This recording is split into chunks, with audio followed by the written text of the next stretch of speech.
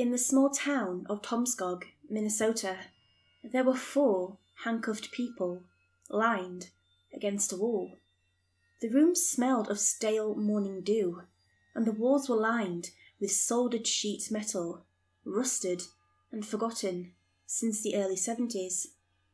The 4 people had been there for several hours, but the sedatives had kept them blissfully unaware. As the old door creaked to life, a man entered the room. He was dressed in a green plastic poncho with a burlap sack covering his face. "Rise and shine," he sighed. "Let's begin." With the flick of a wrist, he lit a road flare. A sparkling red shine burst to life, jolting the 4 people awake. One by one, they found their bearings, their heads lolling back and forth. The room was oppressively small. The air was stale and tainted with rust. There was a slight pressure in their ears. They might be underground. The man in the burlap sack dropped the flare on the floor and walked up to them, one by one. He offered them a merciful splash of water from a canteen, and no one dared refuse. Ice-cold spring water. He stepped back, taking in the sights of these 4, to the spattering of the road flare. "I need to know which one of you is Emmett Rask," he said. A strange question. Emmett August Rask had been dead for over a century, an obscure man who never managed to strike a large audience with his varied works of plays, novels, and bedtime stories. There were even a few non-fiction, stream-of-consciousness type books called The Diaries of Emmett Rask out there, focusing mainly on his delirious nighttime philosophies, but they didn't have much of a following. But these 4 people had a peculiar connection to Emmett Rask, and the man in the burlap sack knew this. He stepped up to the man on the far left, keeping him at arm's reach. "Are you Emmett Rask?" he asked. The man on the far left was Leonard Gamut, 24 years old, plucked from an underground party at the southern docks as he went outside to take a piss. Leonard had found success online by producing short videos based on the works of Rask. One film had garnered over 2 million views and portrayed the struggle of a man trying to break the circle of violence brought on by his abusive stepfather. In the original story, the stepfather was symbolised with an ever-present eye in the sky, an obvious metaphor for a god complex. In Gamut's adaptation, however, this was symbolised with an addiction to smartphones. I don't see how. What do you want from me?" Leonard stammered. The man in the burlap sack observed him for a few seconds. When it became evident that there'd be no answer, he flicked his wrist and produced a handgun. Moments later, a shot rang out in the hollow metal room, deafening the 3 remaining captives. Leonard's blood just looked like water in the red light of the flare. He looked soot-covered rather than shot. The remaining prisoners squirmed and tossed against their chains, but these were custom-fitted to suit them. There would be no escape. "What the fuck are you doing?" cried the second prisoner. "He wasn't Emmett Rask," the man in the burlap sack said. "Are you?" The second prisoner was the award-winning novelist Lawrence St. John. That he was put among these relative nobodies was nothing short of a disgrace. This was a man that had toured the world countless times over his 30-year career, taking much of his inspiration from early 20th century writers. And yet, he hung from the chains, just like everyone else, kidnapped as he'd stepped into a luxurious taxi with a seemingly adoring fan. "Anyone can be Emmett Rask," Lawrence said. "That's a central theme in most of his work. The idea that identity is transferable, transcendent." "Explain," demanded the man in the burlap sack. It's information. It can't die, and since we are information, we can't..." Lawrence paused. He couldn't think as he stared down the barrel of a gun. His mind locked itself in a corner, forcing him into a mental, fetal position. He wavered between the talking points of his recent tour and the desperate pleadings of a death-threatened man.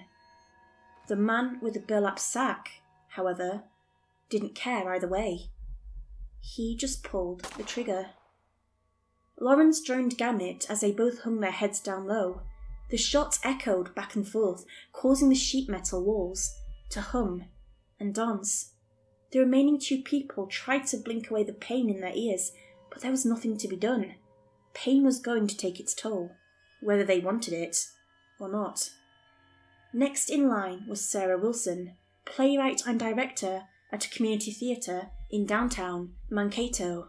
Her thick glasses had rolled off the bridge of her nose during her unconscious state, and she couldn't see any details of her assailant through the fog of her glaucoma.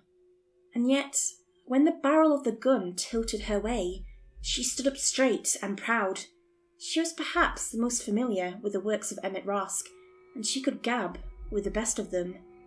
"Are you Emmett Rask, the man with a burlap sack?" asked. "I could be," she said, "but what makes you think I would tell you if I were?" "Because if you don't, I will murder you," he responded. "What is a body to an immortal?" she smiled. "Explain."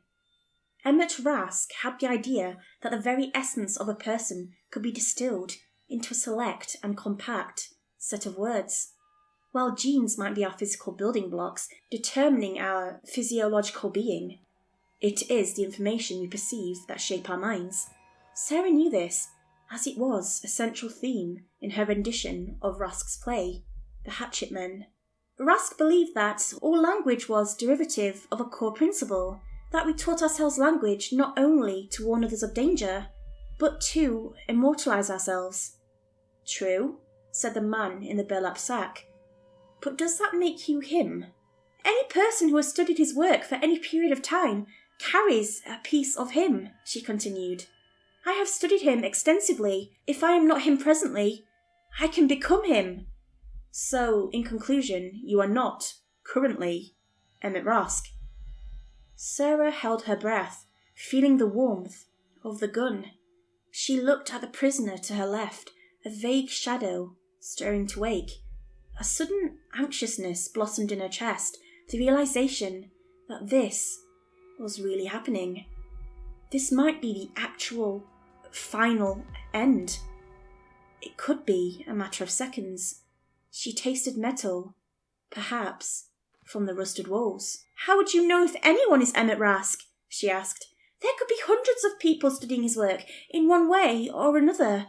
If you are so convinced that he is out there, what makes you think he is one of us?" "I don't," the man in the burlap sack answered. "I will keep killing until I find him." There'd been the mysterious disappearance of Helen Murray, a librarian at the Livingston Lord Library, Patrick England, who had been murdered during a home invasion, Johann Dahlin, an exchange student who disappeared on his way back to his dormitory. They had all been avid Rask enthusiasts, and they had all set their fate at the hands of the same man, with the same burlap sack. "Do you think they are Rask?" Sarah asked, leaning her head towards the remaining prisoner. "They haven't said a word. Do you take Rask to be a talkative man, or a quiet one?" The man in the burlap sack paused. It was a good question. "Would I even know I was him? Transformation can, in theory, be gradual." "Explain." And Sarah explained. In the diaries of Emmett Rask, he rambled about the immortality of the soul and the transference of identity. It was a theme in everything he did in an effort to immortalize himself.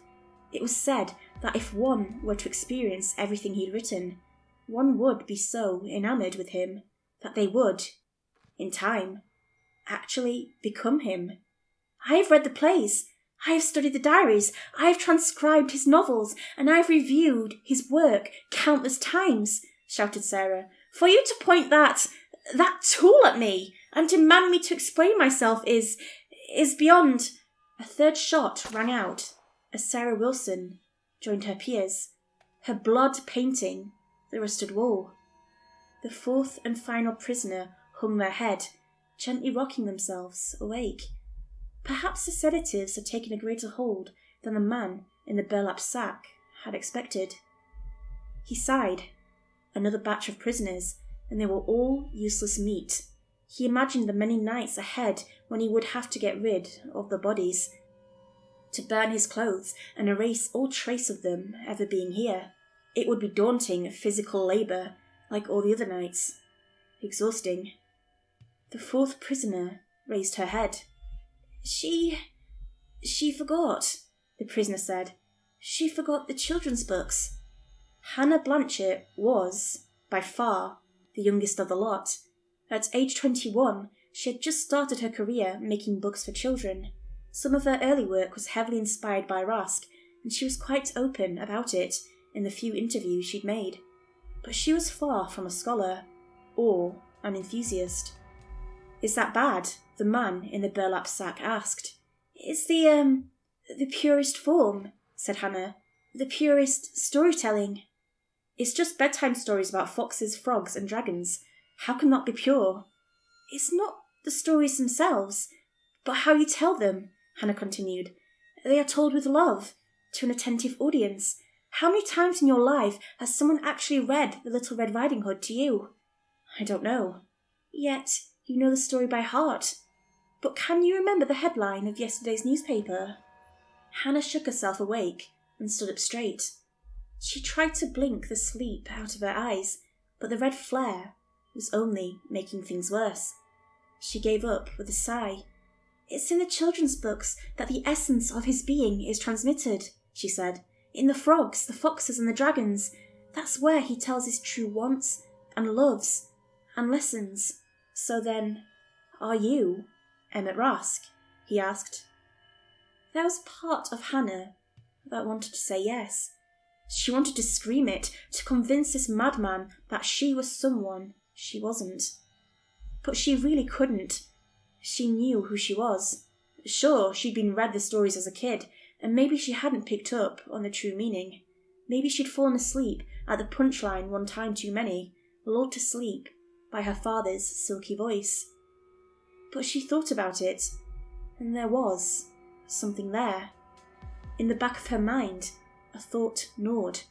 A thought like an old scar that had been burned into her soul, only to chafe when remembered. She picked at it. "Language," she said. "That's what made Rask into what he was." "That goes without saying," scoffed the man in the burlap sack. "You can read that on the summary of his books."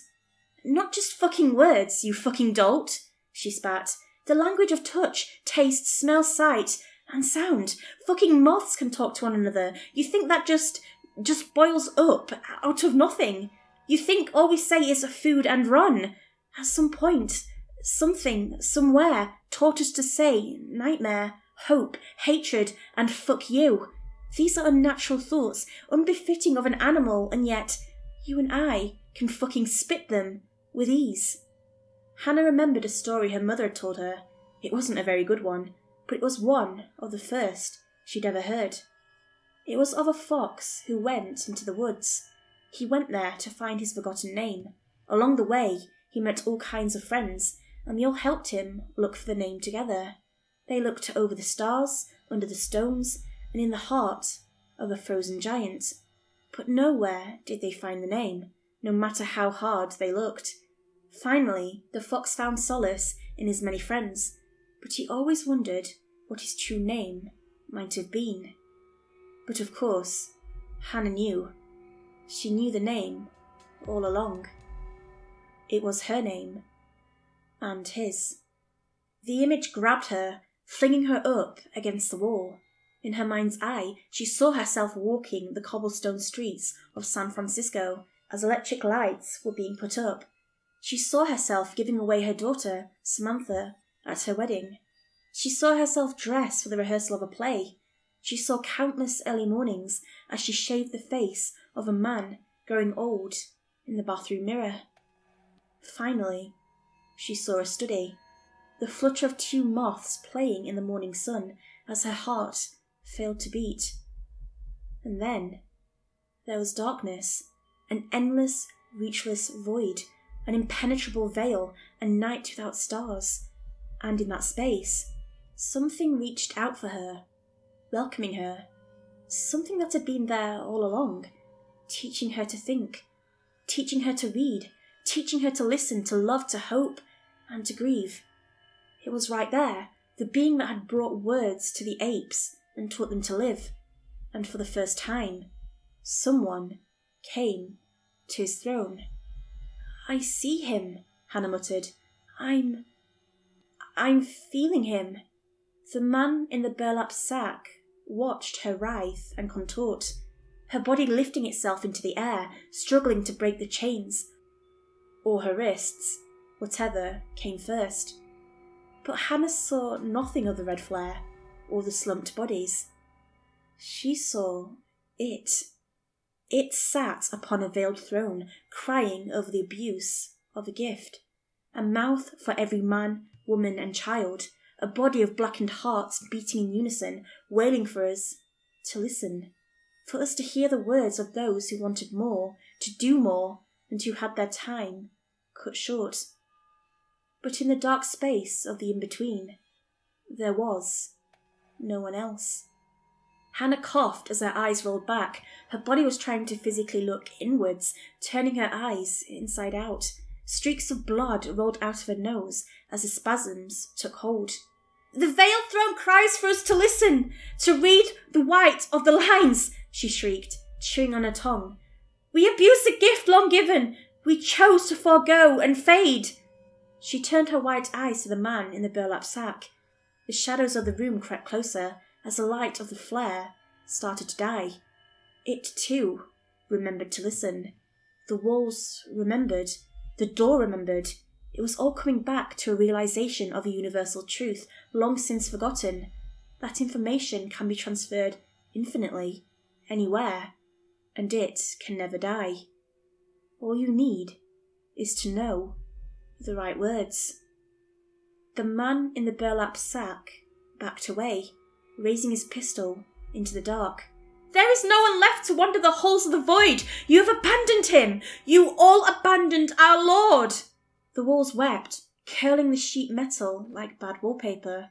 The chains wilted like autumn petals, falling away at her wrists, carried forth by a memory of an earth unbound, an unspoken word taught in the worlds beyond, came to her, and from the throne an undulating form screamed in ecstasy.